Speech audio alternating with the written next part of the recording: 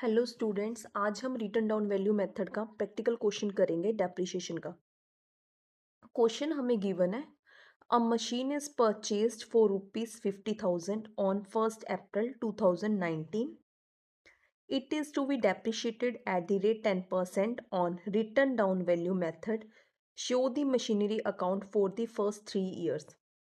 इस क्वेश्चन में हमने रिटन डाउन वैल्यू मेथड को यूज़ करके डेप्रिसिएशन निकालना है और मशीनरी अकाउंट प्रिपेयर करना है।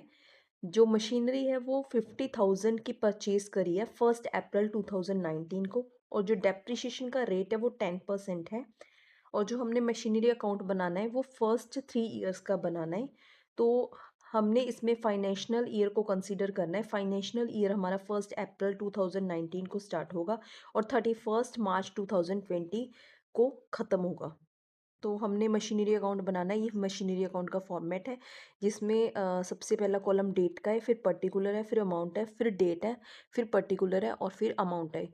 जो इसका इतना पोर्शन है वो इसका डेबिट साइड है, और जो नेक्स्ट डेट पर्टिकुलर अमाउंट का पोर्शन है वो इसका क्रेडिट साइड है।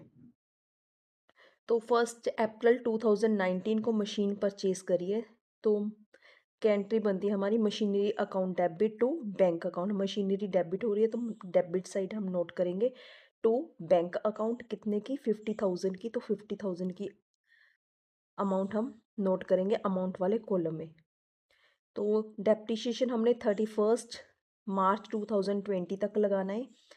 तो बाय डेप्रिसिएशन नोट करेंगे 50,000 की मशीनरी है, 50,000 इंटू 10%। 10% हमें रेट गिवन है। 50,000 का 10% किया 5,000 आ गया। उसके बाद हमने दोनों बैलेंसेस को इक्वल किया, 50,000 और 50,000। 50,000 हमारा ज़्यादा था बैलेंस, तो हमने दोनों बैलेंसेस को इक्वल किया। 50,000 में से हमने डेप्रिसिएशन को माइनस किया, तो हमारा बैलेंस कैरी डाउन आया है 45,000 का 31 मार्च 2020 को। उसके बाद नेक्स्ट ईयर हमने इस कैरी डाउन बैलेंस को ब्रोड डाउन किया 1 अप्रैल 2020 टू बैलेंस ब्रोड डाउन 45,000। फिर हमने नेक्स्ट ईयर 31 मार्च 2021 को डेप्रिसिएशन लगाया।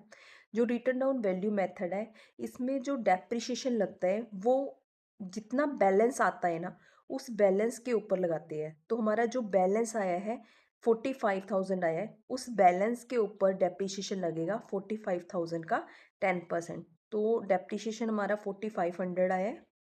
उसके बाद हमने फिर से बैलेंसेस को इक्वल करना है, 45,000 45,000, फिर 45,000 में से जितना डेप्रिसिएशन की अमाउंट आई है उस डेप्रिसिएशन के अमाउंट को माइनस करके बैलेंस निकालना है।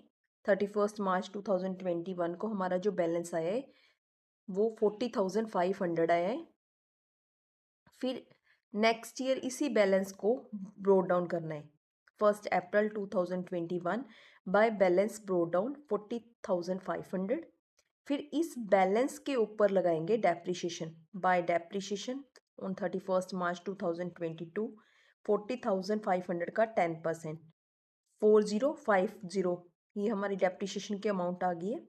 फिर से हमने इस बैलेंस को इक्वल करना है 40,500 और 40,500। फिर इस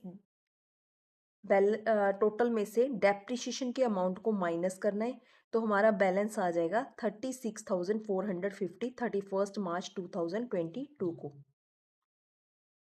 तो हमने 3 इयर्स का मशीनरी अकाउंट बना लिया है। डिमिनिशिंग बैलेंस मेथड में या रिटर्न डाउन वैल्यू मेथड में जो हमारा डेप्रिसिएशन होता है वो हर साल डिक्रीज होता जाता है।